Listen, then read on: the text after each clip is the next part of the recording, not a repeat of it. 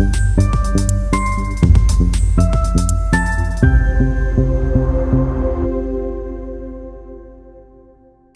Bapak Ibu Saudara yang dikasihi Tuhan Yesus, selamat pagi. Kita berjumpa kembali di Gamaliel Morning Prayer. Kita lanjutkan kontekstual Bible reading kita. Kita sampai di Kisah Para Rasul pasal 5. Ada seorang lain yang bernama Ananias. Ia beserta istrinya Safira menjual sebidang tanah. Dengan setahu istrinya, ia menahan sebagian dari hasil penjualan itu dan sebagian lain dibawa dan diletakkannya di depan kaki rasul-rasul. Tetapi Petrus berkata, "Ananias, mengapa hatimu dikuasai iblis sehingga engkau mendustai Roh Kudus dan menahan sebagian dari hasil penjualan tanah itu?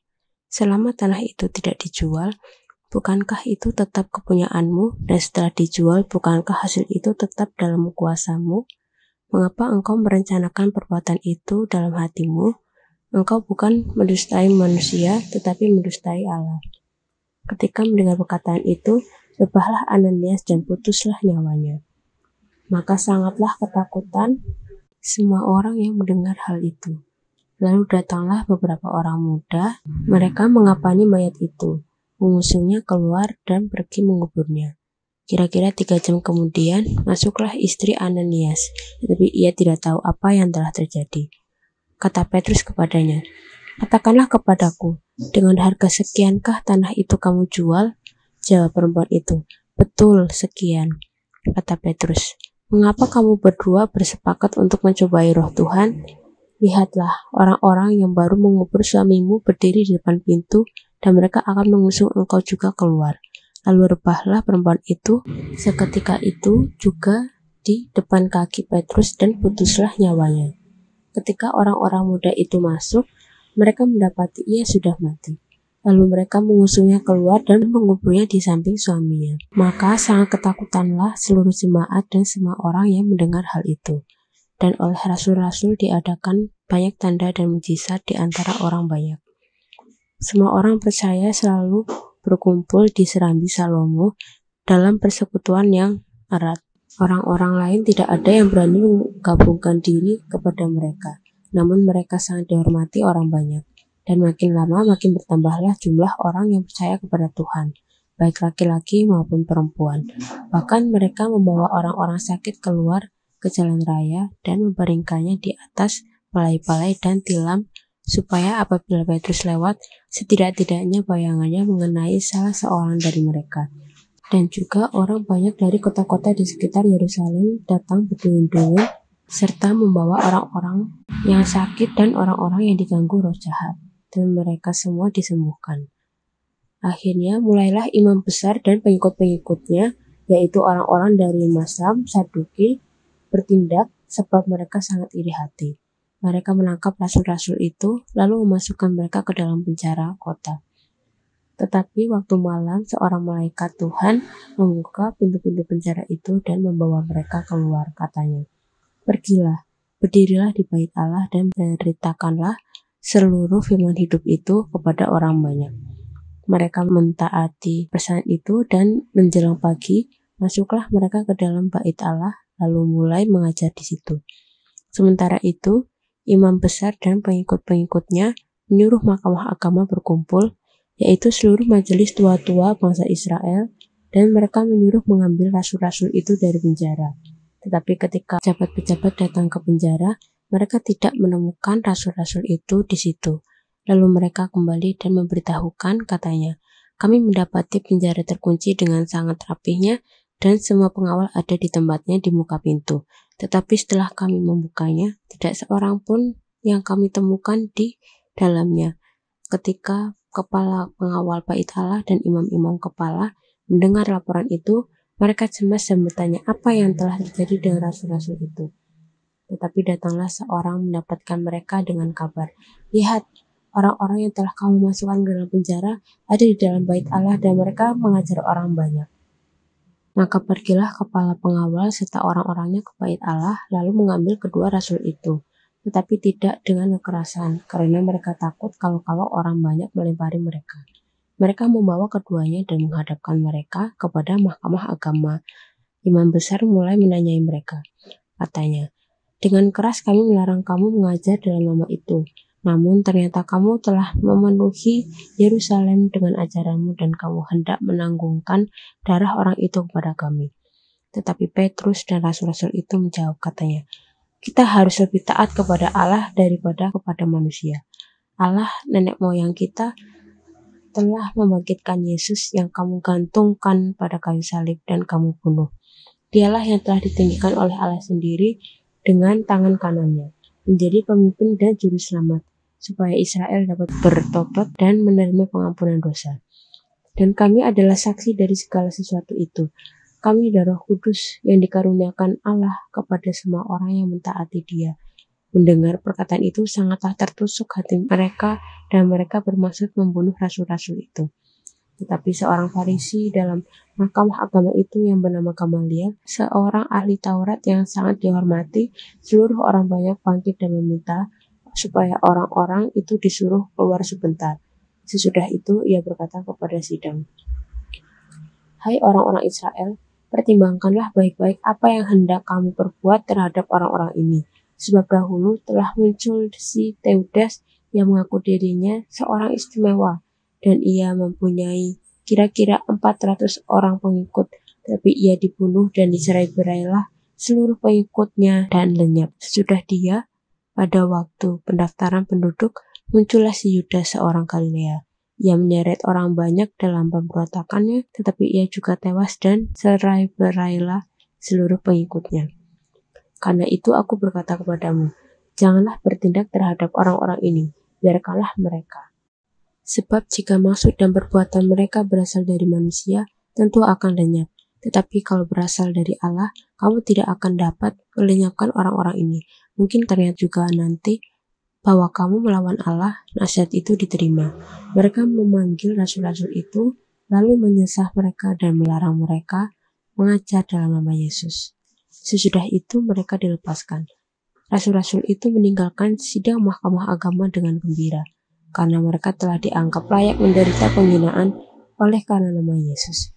Dan setiap hari mereka melanjutkan pengajaran mereka di bait Allah dan di rumah-rumah orang dan memberitakan Injil tentang Yesus yang adalah Mesias. Pada kisah para rasul 5 ini kita melihat bersama-sama ada 4 bagian di situ yang saya bagi.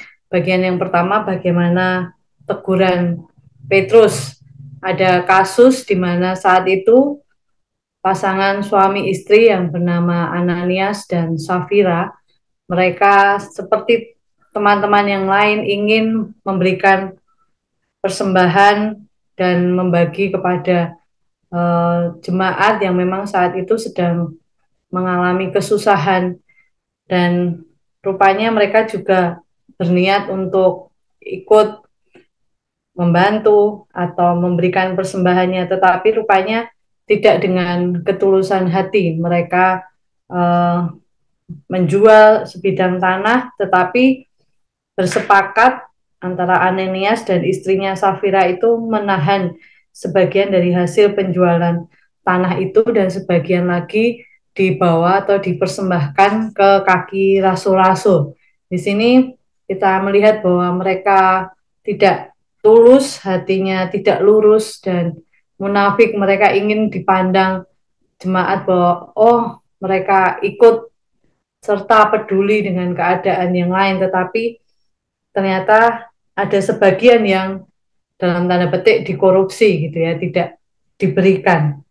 Dan mereka rupanya dengan menahan ini berarti mereka tidak mempercayai Allah dengan sungguh-sungguh, tidak mengimani pemeliharaan Allah. Kalau memang mereka memberi semuanya untuk Tuhan, pasti Tuhan yang akan menyediakan, mencukupi apa yang mereka perlukan. Mereka bercabang hati, tidak sungguh-sungguh percaya kepada Allah, sebagian hatinya untuk mamon, sebagian hatinya untuk Allah. Jadi sebagian dipersembahkan, sebagian ditahan. Tidak dengan bulat hati, tidak dengan sepenuh hati, tidak dengan rela hati mempersembahkan kepada Tuhan.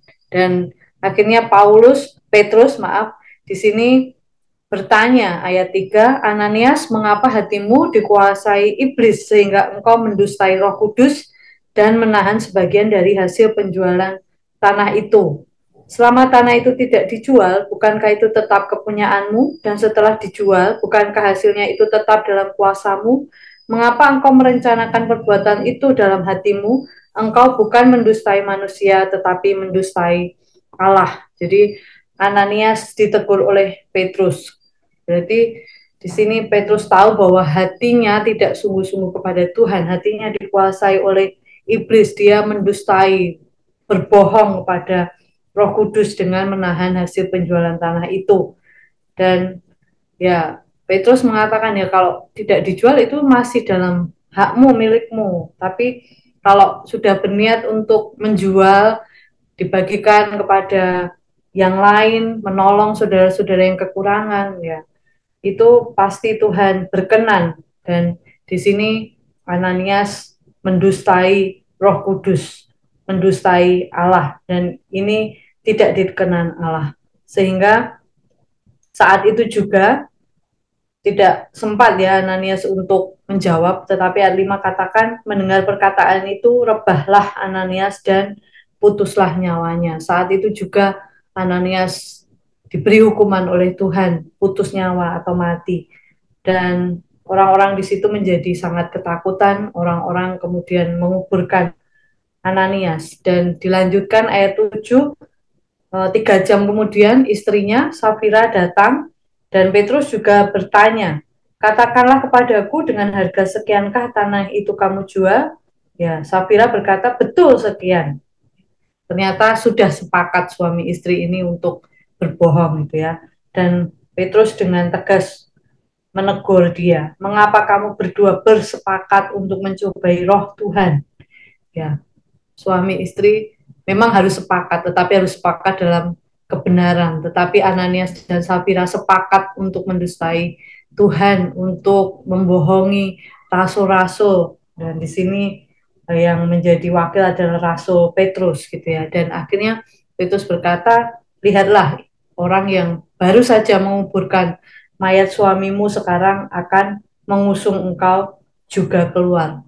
Dan benar di ayat 10, rebahlah perempuan itu seketika itu juga di depan kaki Petrus dan putuslah nyawanya. Ya, Safira juga mati, putus nyawa, menyusul Ananias yang lebih dahulu. Dan kembali orang-orang di situ harus mengusung Safira dan juga mengubur Safira di samping suaminya. Dan melihat itu ya orang-orang sungguh menjadi takut ya. Mereka menjadi uh, begitu menghormati kuasa dan otoritas Tuhan. Di situ Petrus menegur dengan kuasa Roh Kudus, dengan otoritas yang dari Allah, sehingga orang yang berbuat dosa, yang berdosa, mereka ditegur dan mendapat hukumannya. Kemudian di bagian yang kedua dari ayat 12 sampai 16 di situ bagaimana kita melihat pelayanan rasul-rasul, bahwa ada banyak tanda dan mujizat yang mereka perbuat di antara banyak orang. Dan di sini orang-orang percaya ini berkumpul bersama di Serambi Salomo ayat 12. Dan oleh rasul-rasul diadakan banyak tanda dan mujizat di antara orang banyak. Semua orang percaya selalu berkumpul di Serambi Salomo dalam persekutuan yang erat gitu ya. Mereka saling mendukung, saling menopang. Rasul-rasul ini diberi karunia-karunia untuk mengadakan banyak tanda, banyak mujizat, dan orang-orang yang sudah percaya itu tetap bersatu, mereka bersekutu, mereka ada dalam persekutuan yang erat gitu ya. Sampai ada orang-orang itu begitu segan dengan mereka, begitu ya takut untuk menggabungkan diri dengan mereka. Tetapi di situ ayat 13, namun mereka sangat dihormati orang banyak ya. Kehidupan jemaat mula-mula, orang-orang yang percaya ini begitu dihormati, mereka disukai semua orang, mereka dilihat begitu ya indah persekutuannya satu dengan yang lain. Dan persekutuan ini Tuhan berkati di ayat 14, semakin banyak jumlah orang yang percaya kepada Tuhan, baik laki-laki maupun perempuan. Tuhan semakin menambah-nambahkan bilangan jiwa orang yang percaya ini. Dan di situ semakin Tuhan pakai dengan tanda, dengan mujizat. Ayat 15.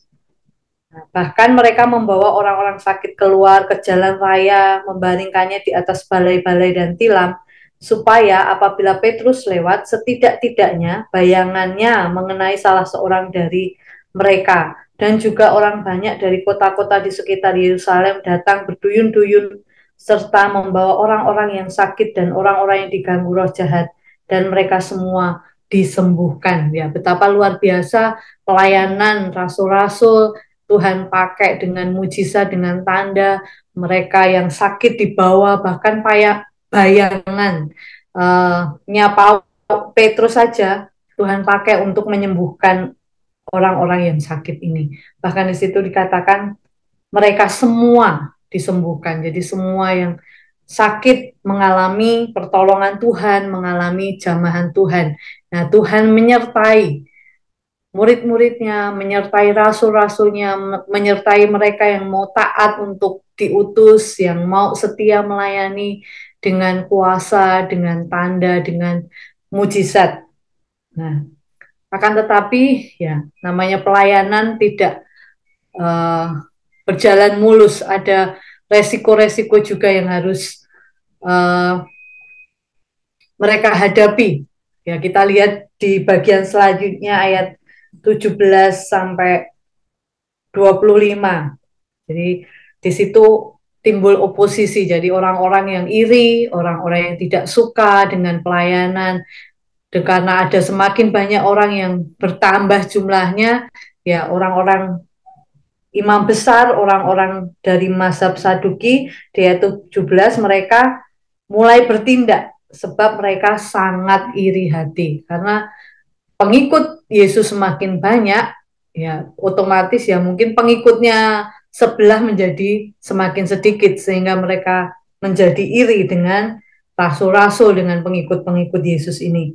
Dan mereka dengan kuasa yang mereka miliki itu, ayat 18, menangkap rasul-rasul itu lalu memasukkan mereka ke dalam penjara kota. Jadi untuk mengiring Yesus, mentaati, ya melayani, ada risiko yang harus ditanggung. Salah satunya tadi ditangkap, di penjara, dimasukkan ke dalam penjara. Bukan suatu perkara yang mudah orang di penjara, tetapi ya di sini itu harga yang harus mereka bayar untuk tetap taat setia mengikuti apa yang Tuhan mau, untuk terus memberitakan Injil, menyatakan kuasanya, dan mereka benar ditangkap, dimasukkan ke penjara kota.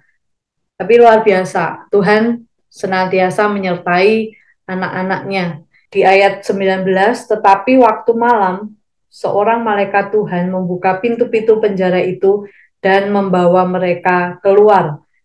Katanya, pergilah, berdirilah di bait Allah dan beritakanlah seluruh firman hidup itu kepada orang banyak. Ya, Tuhan menolong mereka melalui malaikat yang dikirim, membebaskan mereka di waktu malam dengan satu perintah. Bukan untuk pergi, lari ke tempat yang lain atau ke kota yang lain, di sini sudah nggak aman. Tidak, tetapi tetap berdiri di bait Allah, sampaikan firman hidup, sampaikan bahwa Yesus adalah Tuhan, sampaikan Injil, dan kepada banyak orang, supaya semakin banyak orang mendengar berita Injil. Itulah perintah yang Tuhan berikan melalui malaikat. Sekalipun ya tadi ya resikonya ancaman penjara, bahkan ancaman maut ada di hadapan mereka.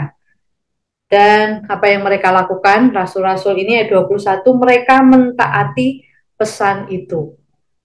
Mereka ya sekalipun baru saja keluar dari penjara, mereka tetap taat kepada panggilan itu, taat kepada perintah Tuhan untuk pergi memberitakan firman Tuhan. Ya, di sini ayat 21 dilanjutkan, menjelang pagi masuklah mereka ke dalam bait Allah lalu mulai mengajar di situ ya. Kembali mereka mengajar di bait Allah, menyampaikan firman Tuhan dengan taat, dengan setia. Sementara itu, imam besar dan pengikut-pengikutnya menyuruh malaikat agama berkumpul dan seluruh majelis tua-tua Israel, mereka menyuruh mengambil rasul itu dari penjara. Tetapi ketika pejabat-pejabat datang ke penjara, mereka tidak menemukan rasul-rasul di situ. Rupanya di waktu pagi mereka suruh ya utusan imam besar mengambil rasul-rasul yang dipenjarakan. Tapi alangkah kagetnya sampai di penjara tidak ada ya. Mereka memberitahukan ayat 23, kami mendapati penjara terkunci dengan sangat rapinya.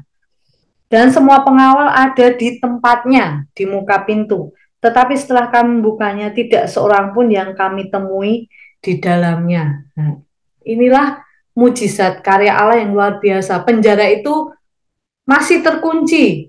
Bahkan semua pengawalnya ada di tempatnya masing-masing, di pos masing-masing, tidak. Ya, masih ada di situ, tetapi ya Tuhan luar biasa melepaskan rasul-rasul itu. Pintunya tetap terkunci, penjaganya tetap ada di situ, tapi nggak ada seorang pun yang tahu bahwa rasul-rasul itu sudah dibawa keluar oleh malaikat Tuhan. Dan ayat 24, ketika kepala pengawal bait Allah dan imam-imam kepala mendengar laporan itu, mereka cemas dan bertanya-tanya apa yang telah terjadi dengan rasul-rasul itu ya. Mereka bingung. Terus kemana mereka pergi gitu ya. Ayat 25, tetapi datanglah seorang mendapatkan mereka dengan kabar. Lihat, orang-orang yang telah kamu masukkan ke dalam penjara ada di dalam bait Allah dan mereka mengajar orang banyak. Wah, ini kaum oposisi ini pasti sangat kaget ya.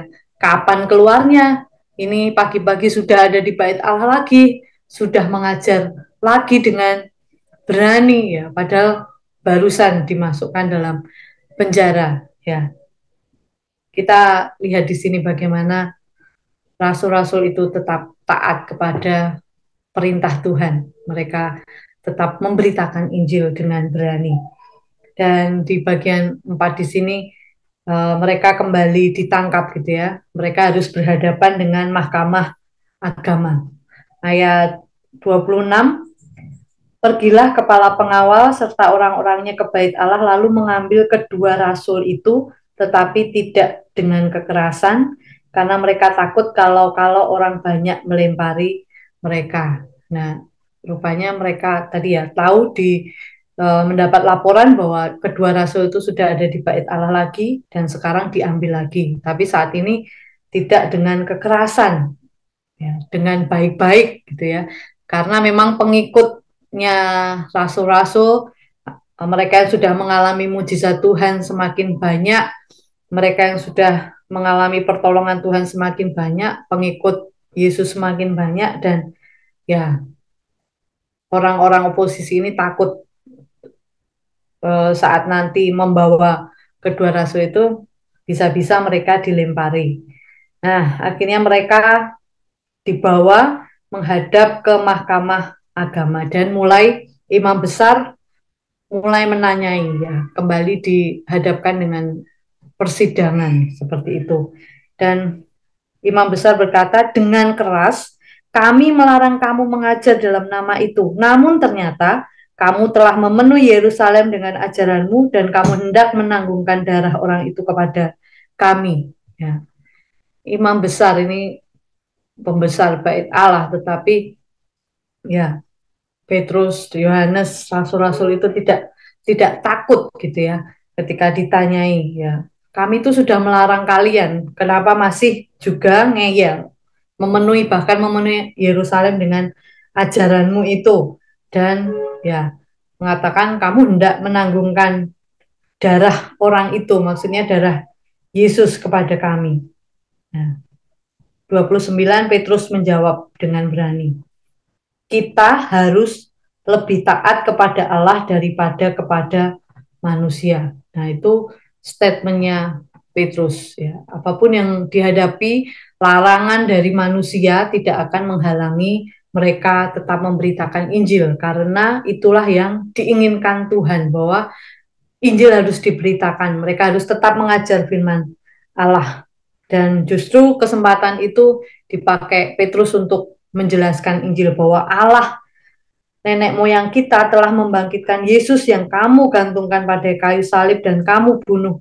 Dialah yang telah ditinggikan oleh Allah sendiri dengan tangan kanannya menjadi pemimpin dan juru selamat supaya Israel dapat bertobat dan dan menerima pengampunan dosa. Dan kami adalah saksi dari segala sesuatu itu. Kami dan Roh Kudus yang dikaruniakan Allah kepada semua orang yang mentaati Dia.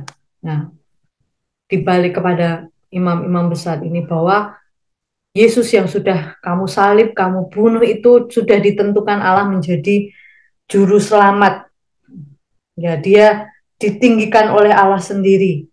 Dan oleh dia Israel akan menerima pengampunan dosa. Semua orang, bahkan bukan hanya Israel, semua bangsa akan menerima pengampunan dosa. Dan mereka dengan berani, kami ini adalah saksi.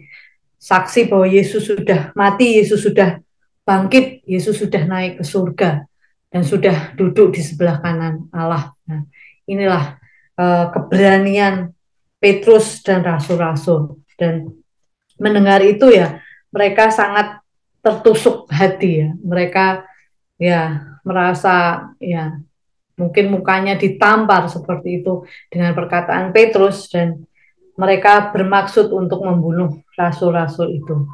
Tetapi di sini kita lihat ada nasihat yang luar biasa dari seorang yang bernama Gamaliel, gitu ya, seorang ahli Taurat dan dia sangat disegani.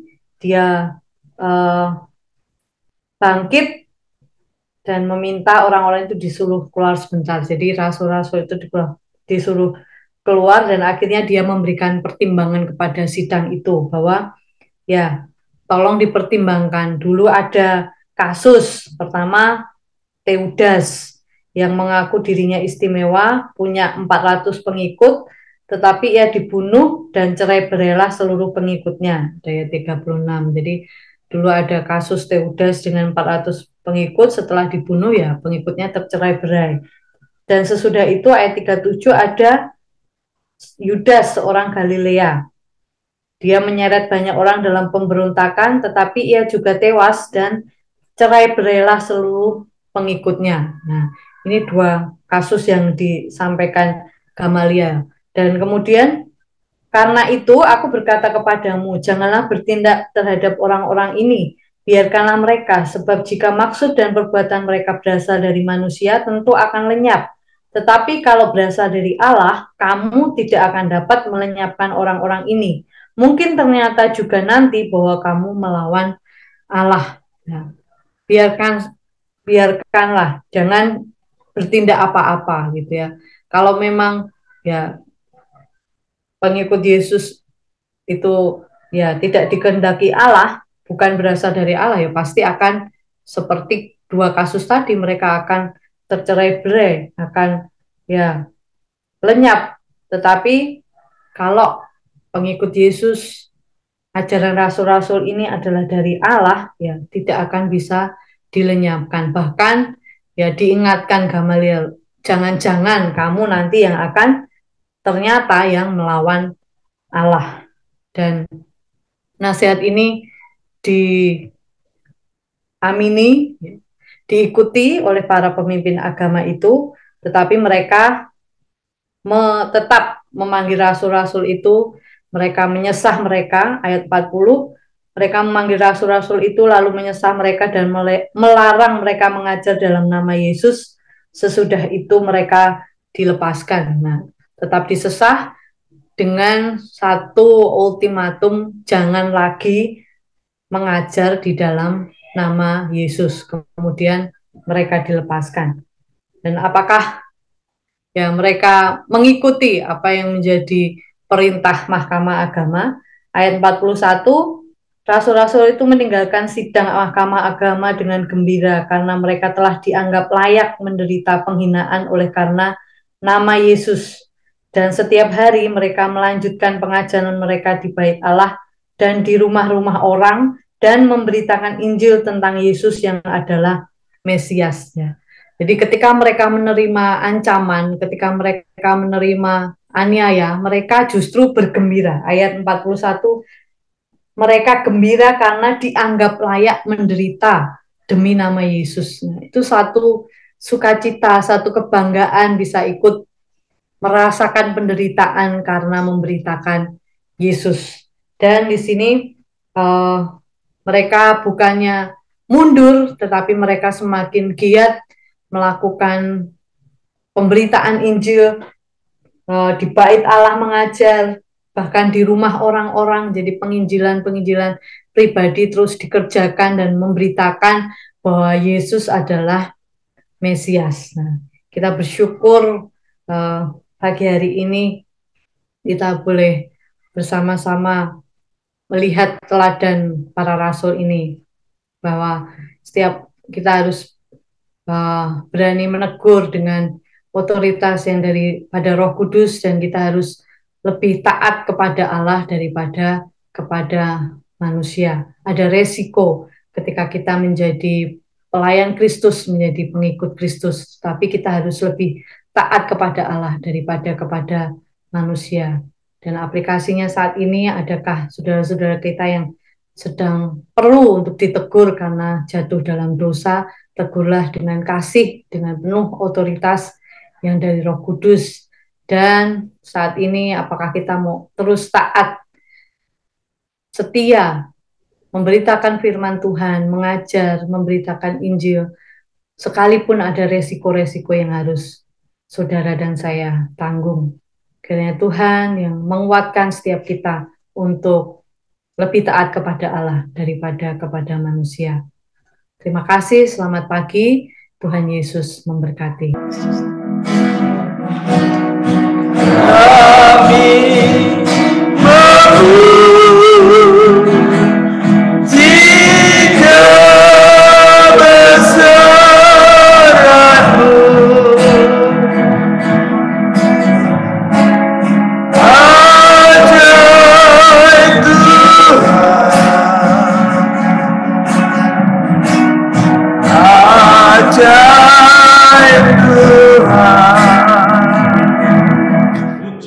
Mujizat karena urapan yang bersama dengan Roh Kudus.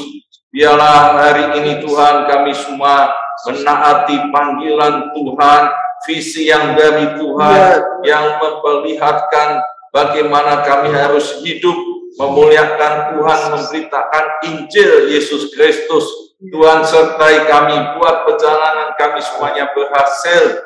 Dan Tuhan berkati semuanya dalam rumah tangga, Tuhan berkati dalam pekerjaan, pelayanan, studi, berkati setiap langkah hidupnya dengan berlimpah-limpah, supaya semuanya menjadi berkat. Kami mengucap syukur, biarlah Tuhan terus senantiasa melindungi kami, menjaga kami, supaya kami tetap sehat tanpa kesakitan dan tidak berdosa. Nama Tuhan dipermuliakan. Kami mengucap syukur di dalam nama Tuhan Yesus.